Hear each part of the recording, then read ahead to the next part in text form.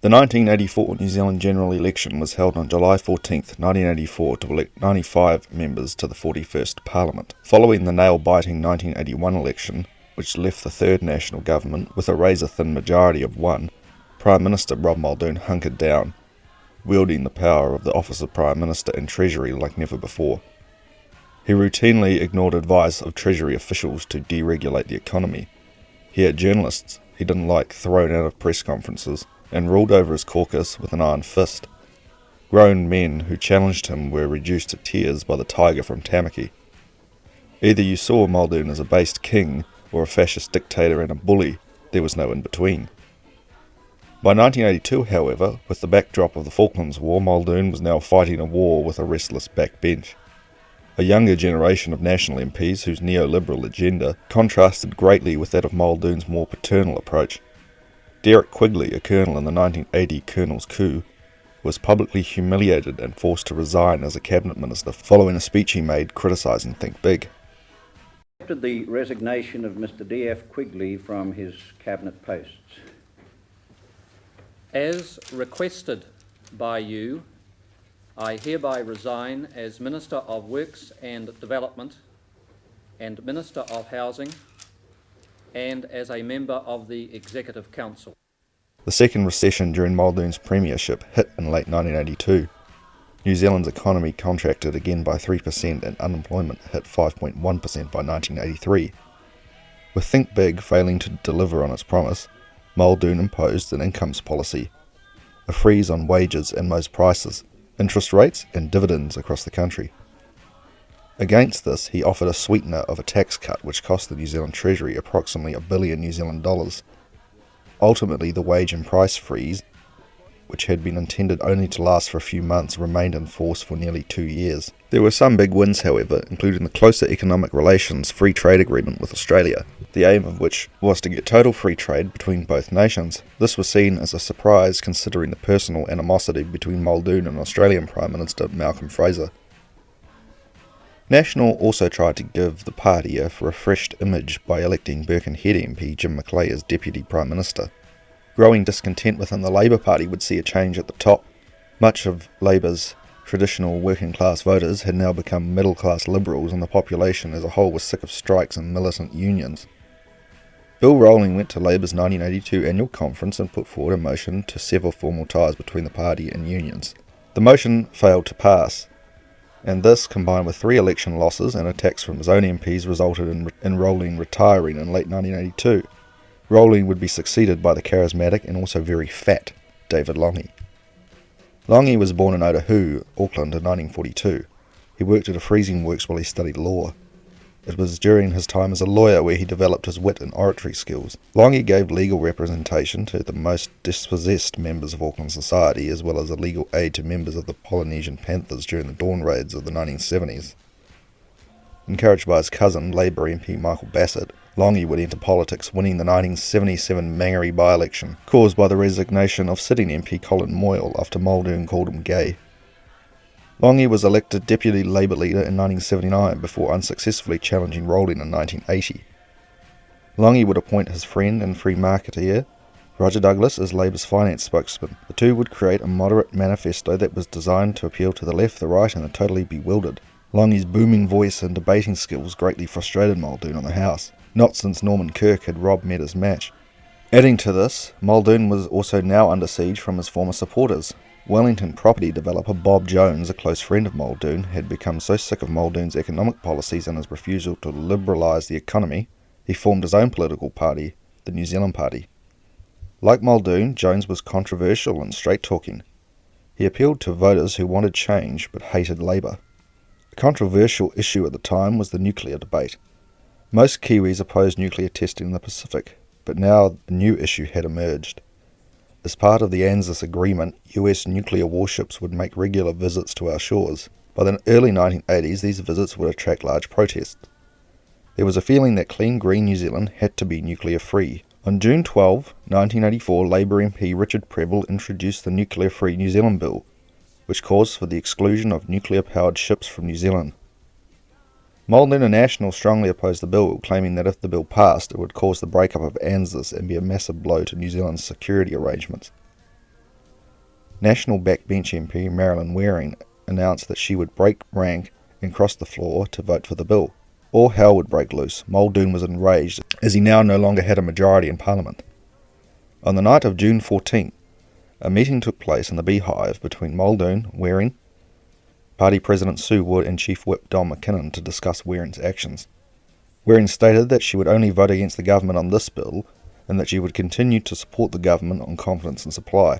Muldoon, who'd been tossing back brandy and dries all night, was unconvinced. The Prime Minister called a late-night press conference, and in minutes journalists were scrumming the Prime Minister. It was then when Muldoon made an announcement that would shock the country and the National Party. It's got to be a close election, though, Prime Minister. It's given you're even so close in the polls now. That doesn't give you much time to run up to an election, Prime Minister. Doesn't give my opponents much time to run up to an election, does it? No, you can't govern on that basis. You've got to govern with a certain majority, and I'm just asking the people, give me a majority for what we've been trying to do. You can't govern without an effective, assured majority. And it's not the numbers in the House or the people in the House, it's the people out there. He must have been joking. There is no way Mr. Longy could have had enough members in the House to govern the country. This is really what it's all about, that he's a buffoon, and we're talking about the serious business of governing this country in very difficult... Clearly pissed, Muldoon's announcement would go down in New Zealand history and be dubbed the Schnapps election. While an election was due in very late 1984, July was much earlier than anticipated. This was only the second snap election to be called. The first was in 1951, following the end of the waterfront strike. Like Sid Holland before him, hey, bet you didn't think you'd hear that name again, Muldoon wanted a strong personal mandate. The national campaign was a lacklustre one, contrasting with the vigour of earlier campaigns. Muldoon, who had town halls across the country packed in years gone by, was now struggling to get halls half full. Similarly, Labour were walking a fine line, trying to appeal to voters in different sects of society, trying to prove that after 9 years they were ready to govern. Social Credit tried to broaden their base by targeting suburban Auckland seats. The New Zealand Party had a fiery campaign though, Bob Jones causing controversy with every speech he gave. Jones would run in the Wellington seat of Ohariu, trying to unseat Cabinet Minister Hugh Templeton. Templeton made a speech stating Mr. Jones despises civil servants, politicians, women and Jews. Jones responded to the speech stating that he didn't hate Jews, and promptly sued Templeton for defamation. Templeton conceded that Jones despising Jews was untrue, but argued multiple defences, including qualified privilege, all were rejected by the court. The defining moment during the campaign was during a TV debate with the Prime Minister and the Labour leader. Muldoon lost his way and told a bewildered Longy that he loved him. And the winner was David Longy and Labour with 56 seats, a gain of 13 and 42.98% of the vote. It had been a long time between drinks for Labour, but after 9 years the party would finally be back in power. Labour supporters were ecstatic. While it had been a night of jubilation for Labour, it was not so for National. Muldoon's drunken gamble had backfired and the party lost 10 seats to hold 37 and 35.89% of the vote. Despite the loss, Muldoon confidently predicted a comeback in 1987. Social Credit had a mixed bag. The party had picked up the East Auckland seat of Pakuranga, but lost 13% of the vote, and also leader Bruce Beetham, who lost the seat of Rangatiki to the National Party. Bob Jones, the New Zealand Party, won a resounding 12.25% of the vote, but no seats. However, the party helped split the vote in many seats, which allowed Labour to win.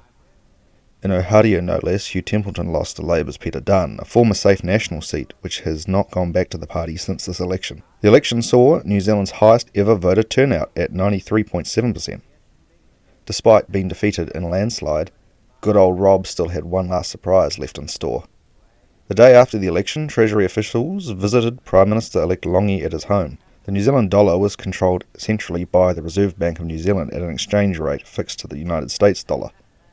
In early 1984, the Deputy Governor of the Reserve Bank, Roderick Dean, became concerned that the New Zealand dollar had become significantly overvalued and was vulnerable to currency speculation on the financial markets in the event of a significant political event. Treasury asked Muldoon to devalue. Muldoon ignored the advice, believing it would hurt poorer New Zealanders in the medium term. The snap election caused an immediate run on the dollar, as currency speculators believed a Labour win would mean devaluation. Despite a deepening foreign exchange crisis, Muldoon continued to refuse to devalue, forcing the Reserve Bank to take some extraordinary steps, such as closing the forex markets in a short period of time to slow down devaluation. After being briefed by Treasury officials, Longy told Muldoon to devalue, which he again refused. A constitutional standoff ensued. As the Constitution dictated, Longy would have to wait until July 26 to be sworn in as Prime Minister.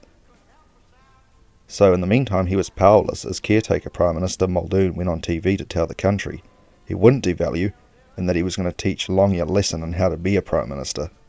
TVNZ became involved in the crisis. We asked his press secretary Leslie Miller for an interview. She phoned him. He said yes. I came out here to Vogel House. Someone was getting ready to go out here. They were packing up all the pictures. But Sir Robert was by no means ready to concede the Prime Ministership.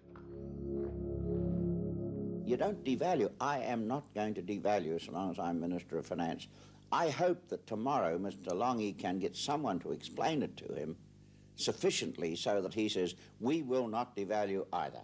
And if Mr. Longy has got any sense at all, and up until this moment on this thing, he has not displayed it, he will come out with me and say, we will not devalue the New Zealand dollar. He only has to say that tonight, and I can assure you that everything else will fall into place. I'm hoping that in the short space of a day or two, I can give him some instruction in the realities of government. My reaction is to have the people of New Zealand look at the last part of his speech, where he talked about the electoral position that I would find myself in. I say that's a tragedy for New Zealand at a time of economic crisis, that we have a man beaten at an election. He refuses to resign. He is actually committing economic sabotage. He is misrepresenting the position. And the worst tragedy of all for New Zealand is that he is doing it single-handedly without any other cabinet minister having any idea at all how grave the situation is. And there he is, appearing to wallow in political points. Days of drama followed before MPs Jim Macleay, Bill Birch and Jim Bolger issued an ultimatum that they would ask the Governor-General to sack Muldoon if he didn't devalue the dollar by 20%. Muldoon caved in. David Longy would be sworn in as the 32nd Prime Minister of New Zealand on July 26, 1984. While many didn't realise it at the time, this would usher in a new era for New Zealand. Fun fact, former National MP Hugh Templeton, mentioned earlier in this video, is currently the oldest former MP still alive. Born in 1928, he was a diplomat before being elected to Parliament in 1969 to the seat of Awarua, a seat he lost in 1972. He would re-enter Parliament in 1975 for the Wellington seat of Karori, and then the redrawn seat of Ohariu, which he lost in 1984. He held various positions in communications and economic portfolios in the Muldoon government. After politics, he would become an established author. Thanks for watching, and come back next time for the election of 1987.